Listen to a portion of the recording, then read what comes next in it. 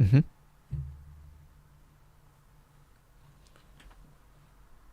Are we live? Are we live? I think we're live. I'm just waiting for it. Yes, we are. Right, so let's. Drum roll. So I'll do the bit Yeah, at the beginning. yeah. You do the spiel. Like that.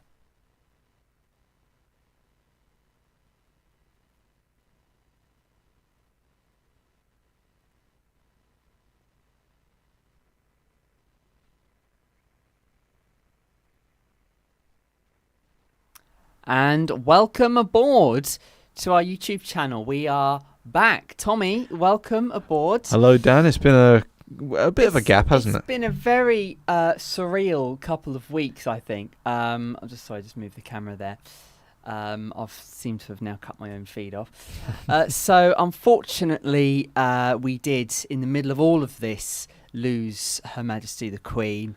We did. What a legend she was to the very end. I know, Never I mean- has anyone fulfilled the promise so To have well. a good innings as well as she did. I mean, 96. That's a great age to reach. I don't care who you are. That's just a fantastic age to reach in of itself. So, I mean, hats off to her for that. Must say so.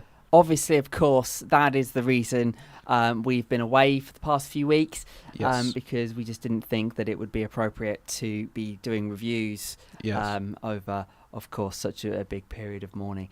But we are back now. It is the 26th of September of the time that we are live, just in Yep. case you're watching this back. We've got catching up to do. We do. 4 movies. 4 movies to catch up on. Sensitive September, made all the more sensitive, really, due to Her Majesty's passing. Yeah, absolutely. So yeah, in keeping with that theme, I think it's rather fitting that we kick off with probably the most sensitive film that I could possibly think of, which is Schindler's List from 1993. Have you heard of this film? I have not, no. Okay, so to give you a rundown, it's a World War II Holocaust film. Okay. About the Holocaust. This is a film I have both always wanted to see as well as wisely avoided watching due to the emotional impact and violent brutality depicted in it. Safe to say, this is the film that really garnered Steven Spielberg the household name title of directors, considering the film proved that he was not just a summer blockbuster director and was in fact a jack-of-all-trades director. Of course you know Steven Spielberg, don't you? I do. So you'll have to forgive me. Technical difficulties there. We've got Scooby-Doo and the Cyberchase playing for some reason. And I've frozen, but you carry on. Okay. Jack of all trades, as you say. Yeah, a jack-of-all-trades director. My hands and knees, but it's not what you think. Okay. Yeah, just do what you got to do. Steven Spielberg himself is Jewish, so you can understand why he chose to do this project and make sure the brutal and sadistic nature of the Holocaust be shown in full on screen with nothing held back. The ultimate theme of the film for me is the nature of good and evil. What chance does... I believe your phone went off there just momentarily. It did. I've got the doorbell on charge down here, and I just set it off. You carry on. So, the ultimate theme of this film, for me anyway, is the nature of good and evil. What chance does the world have if good people do nothing and evil people do what they want? This theme is obviously in reference to Liam Neeson's character, Oskar Schindler, and Ralph Fiennes' character, Amon Goeth. Schindler is a wealthy businessman who starts off obsessed with power and greed, but through the course of the film realizes the importance of human life and doing what is selfless to protect the Jewish community as much as possible. He's a selfish man who becomes a selfless man, despite his fortune and life being put at risk in the process. Gott, on the other hand, or Gert, as you would probably pronounce it, in opposition, starts out the same way as he finishes, a sadistic, brutal monster who relishes in the taking of a human life. He does let his guard down momentarily when he becomes obsessed with his Jewish servant lady, but ultimately his confusion leaves him, and he settles as the heartless monster that he wants to. The girl in the red coat is a very striking image too. You may have, if you've seen the front cover of Schindler's List, you'll see that it's a little girl's hand holding an adult man's hand. Right. And the little girl is wearing a red coat. And what happens in this scene is when an entire Jewish community is being liquidized and being invaded by the Nazis, there's a small Jewish girl who not noticed by the Nazis, and she's just walking around in all this chaos. And it's a very striking image, and it's a film. This film is in black and white, by the way. But the little girl, Wow. the only use of colour throughout the film, minus the beginning and the end, is the little girl's red coat, because it symbolises like the violence that's going on around. Wow. That's deep. It is really, really deep, really deep. It's a very striking image. The only use of colour in an otherwise entirely black and white film. The red symbolises the violence of the film, as well as the girl representing the innocence that was taken away by this mass genocide that occurred back in the early 1940s, late 1930s, early 1940s. During the liquidizing of the ghetto, the little girl runs upstairs to hide under the monsters that hunt her outside in the streets, which in itself is tragic.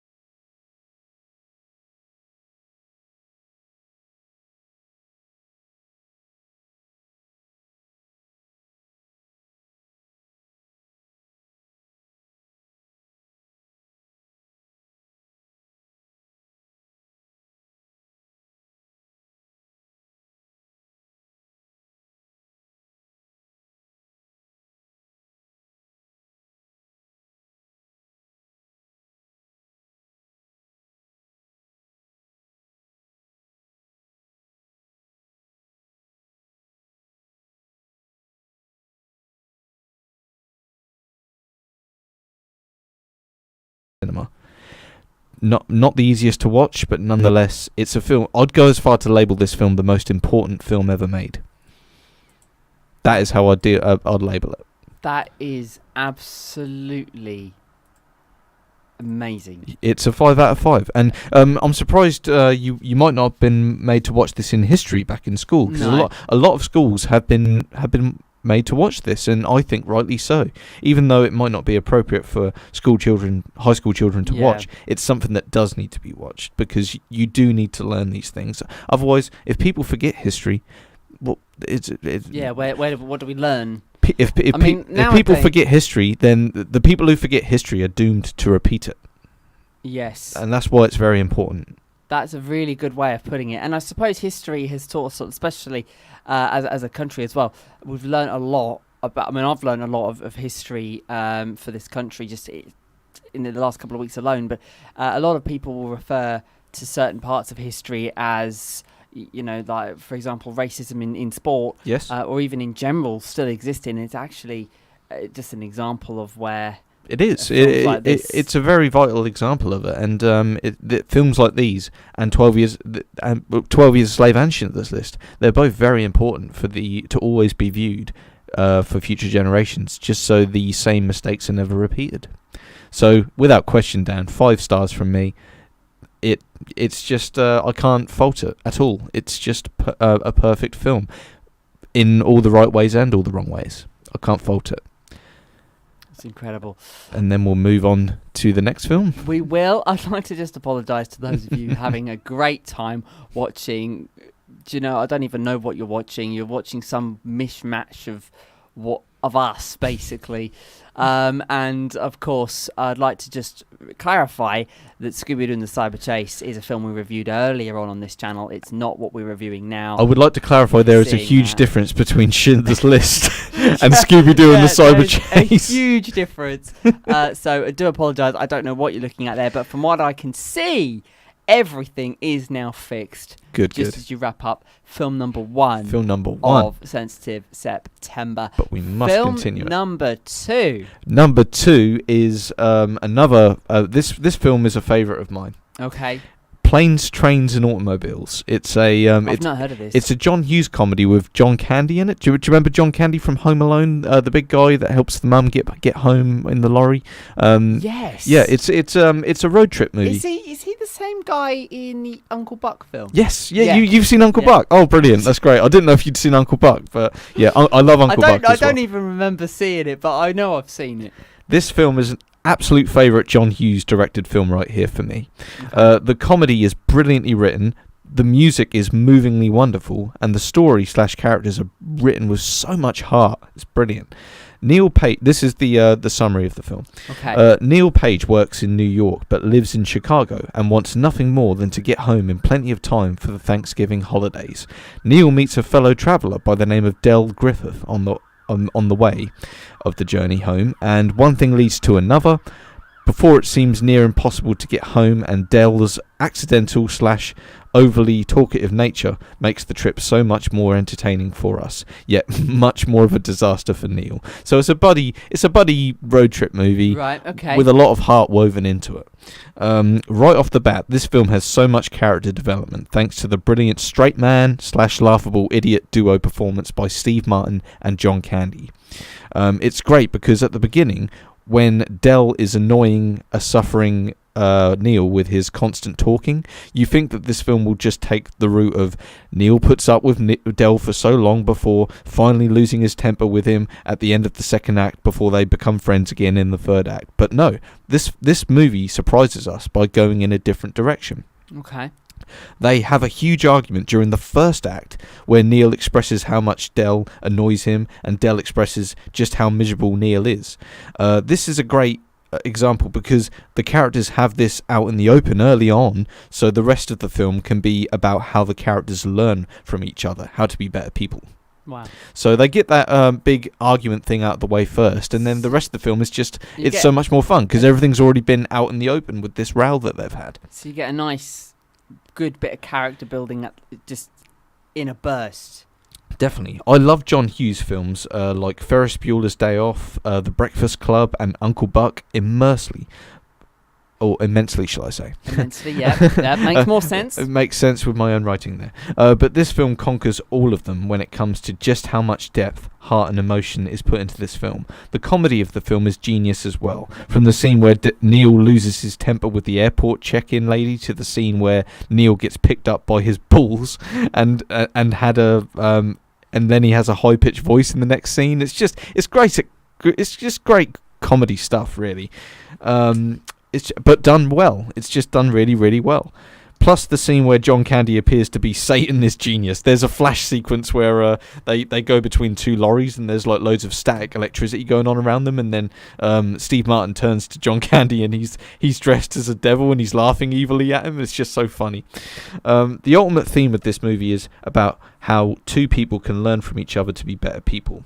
Neil learns from Del to not be so stuffy, to grow a sense of humour and to treasure his family, whereas Del learns from Neil to perhaps be a bit more down to earth and understanding of people's situations in life. The twist at the end only furthers this for the both of them. The twist I will not ruin on air. Okay. To close, this film is just a treasure. I adore the character development of both main characters. The music by the Dream Academy really pulls on the heartstrings, and ultimately it's just a perfect balance of tragic comedy and drama. So a perfect balance of tragedy, comedy They're hard and drama. things to balance as well, Definitely, aren't they? but- They don't go hand in hand. But this film does it in spades, and without question, Dan, it's another 5 out of 5 for me. We're off to a winner today dishing so them far. out, dishing them all out. Yep. So, no, I'll save it till the end. You want me to tell you off air what the spoiler is, or what the twist is? I want to say something to you, but I will say at the very end. It's not related, but I will tell you on it at the end. Okay. So, film number 3 for Sensitive September. Wow, film number 3. I'm just trying to find it. Okay, well, maybe I'll reveal while you're finding that. I'll reveal what I was going to reveal to you then. Okay, I've got a film at the ready actually, and Oh, have you? Okay, well, no, I will keep you on the edge of your seat then. we'll do it between 3 and 4. But it's another film I do need to cross off the old board because it's a film that's on there. Yes. Maybe we should take a photo of that one day and share it with the audience. We should. We should, but we're not. The film I'm going to review this time is Gladiator from the year 2000. I've heard of this film. I I've believe already we've- heard reviews for this. We have spoken about it before on different radios, I believe. Oh yes. So, but That but part it, of our but, lives. but it'll be fun to talk about it once again. Okay. So Ridley Scott's films are a new explore for me. Having already seen Alien, I figured I'd check out his next most well-known film, which is Gladiator. Immediately, I must talk about Hans Zimmer's excellent soundtrack, which brings you into the realm of the film in a fantastic but haunting way. The music for the last 15 minutes of the film is Hans Zimmer doing what he does best. Easily my best compliment to the film is its soundtrack. Okay. I do think some CGI shots have dated a tad. The crowds of thousands of people in the Roman streets cheering and applauding. On some shots, they look underdeveloped and clearly made in a computer. Easily my biggest fault with the film. The cast all bring their A game. Crow is a hero that we follow on an emotional journey.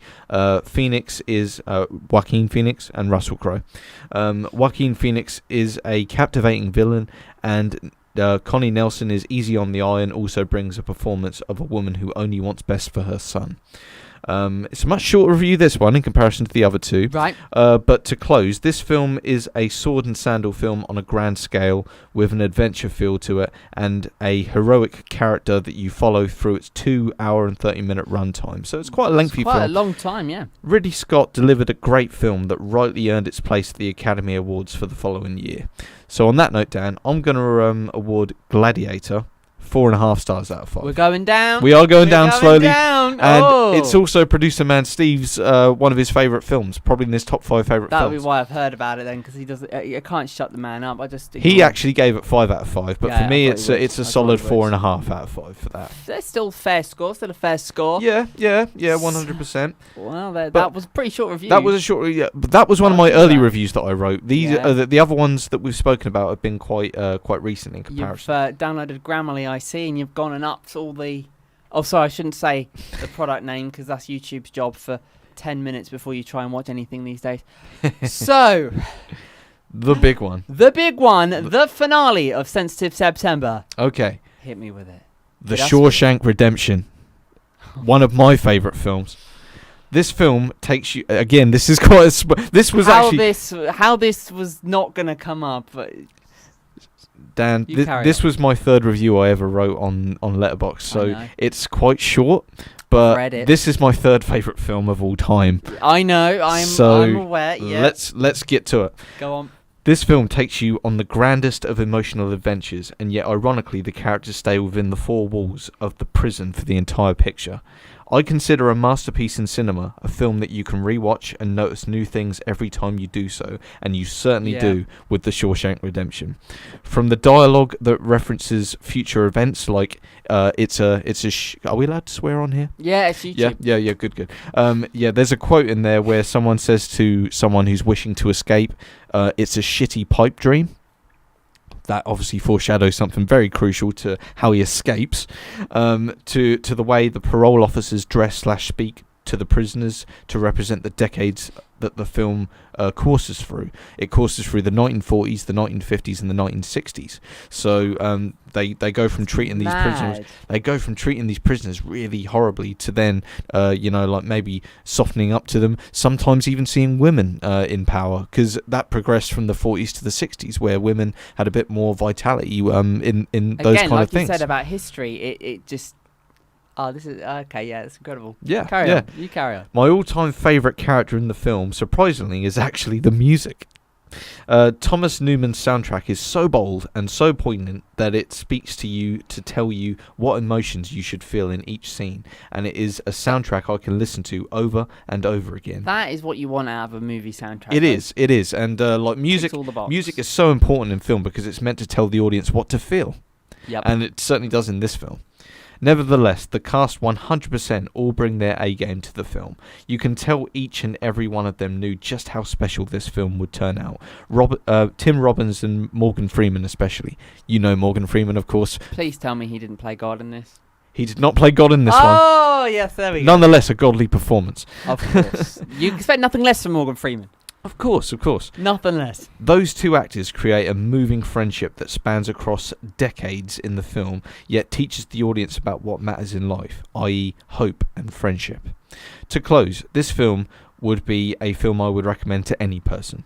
To those who have been told to watch it, but not got round to it yet, I would simply state the following quote to them. Get busy living or get busy dying. And that's a quote from that film. And again, another favourite film of Producer Man Steve's in his top 5. So shout out to you, Producer Man Steve, once what again. have you rated it versus what he's rated it? It's rest. Well, we've rated it the same. 5 stars, Dan. 5 stars. There we go. So we've had 3 5-star movies. Glad you've ended on a 5-star there. We had a little dip, didn't we? We had a bit of a dip. You had me leading on there. I was expecting a 3 out of you there. And I'm pretty sure Shawshank Redemption is also on this poster. Let me find I'm pretty it. sure it is. 'Cause While it's- you're looking at that, there's another one I want you to look for on that list. Okay. Something that I watched over the weekend, Okay. which you lent me the Blu-ray for, and I took ages to watch it. I finally watched Who Framed Roger Rabbit. Oh wow. Okay. I don't think it's on here, but Finally watched it. what did you think? I'll be honest. At the start, Yeah. I just thought this is a Tom and Jerry copy. I thought, oh no, this is going to be Disney trying to take on Warner Brothers again. It's not going to be good. But my favourite part of the scene, Yeah. of the favourite part of the whole film, has to be when Eddie walks into the club and you've got Donald Duck Yep. and Daffy Duck on stage. I love the crossover that they It was did with this. amazing, right? And when he's that falling was and it's best bit. Bugs Bunny and Mickey Mouse. Yeah, absolutely. I just thought those moments were definitely the highlights for me because we got to see Yeah. what Disney would do with characters that are not theirs Exactly. before it became the normal for Disney to do so. And I actually really, really enjoyed it. The film itself is just a love letter to cartoons, isn't it? And that's It why I is. really wanted to I show think you it. For me, it is a little bit on the dated side. Yeah. Yeah. Christopher Lloyd's appearance was a shock to me because I kept looking at him throughout the film like, I recognise you, and then it came up Christopher Lloyd. And, Yeah. Ah, yes, of course it is. Because it was directed by the same person who directed Back to the Future. Yep. So, and I'm going to give it 4. wow, out of man. 5. I'm so happy that you enjoyed it. I mean, 4 is a pretty good mark as far as I'm concerned. It's a pretty good mark. Yeah, it's a pretty good mark. Yeah, I'm glad. I knew I made the right choice by lending that movie to you. For picking a film for me, Yeah. I cannot think of a job I'd rather not do. When I'm I- I'm recommending a movie for you, I tend to at least analyze it from an animated point of view because you do love your animated films. I do love my animated films, and I'm incredibly fussy, Yeah. and I'm also quite a sensitive viewer. If something makes me do that with my eyes, that's Yeah. it. Yeah. The telly goes off not long afterwards. But so how like brilliant was it that they fused the live action and the animation so well in that film?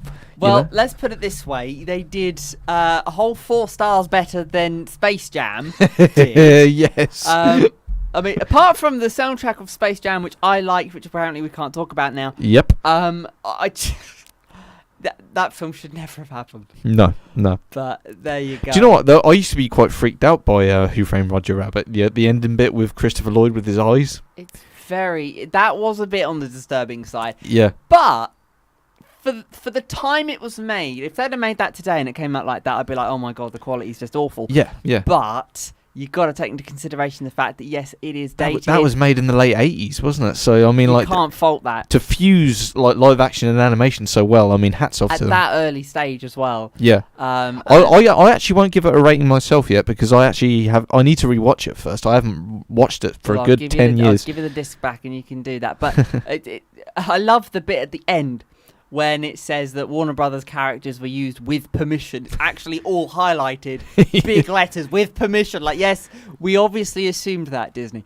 Yeah. So there you go. That's it from me there. That's it for it wasn't quite the tearjerker like the last film you recommended. No. If we're going to end Sensitive September, we'll end it on Iron Giant. That Yes, was the last Iron one. Giant. Oh, that was Now sad, I've recommended That 2 was films to sad. you, so I'm looking forward to seeing if I can score the hat trick and recommend another film that you quite enjoy. I'll aim for an animated film, something that I would highly recommend. I'll have a little dig through my Blu-rays and DVDs. Now take your time because it's a big decision. Don't worry, It's a yeah, big job. job. It and I'm probably really won't be impressed. until next year. That's fine. That's fine. That's fine. Well, that's it from us for today. We return with Offences and Omens October. Tommy, what the hell does that mean? Offensive. Well, I was just going to shorten it to Omen October. Okay. Yeah, because The Omen is a horror film about God. about the child about a child who is he's like the son of the devil. Right. But I was just trying to think. It was really difficult to come up with scary words beginning with O, especially after we've used a couple of So them. you're not gonna go down the route of films like I would expect you to, like the Scooby-Doo movie or Casper. No. You're gonna go full. No. It's just purely in name. In name only. It's purely because I couldn't think of another word beginning with O that was creepy to use. What But about all bets are still off. ooh? Well, we've already done October. Oh, yeah, we did that haven't- yeah, we last did year, last didn't we? year, Yeah. Okay, well that's what we've got coming up when you join us next week here on YouTube. In the meantime, like, comment, subscribe, and abuse us as much as you like down below. We promise we won't block you. That's it from us. Good night. Take care. See you in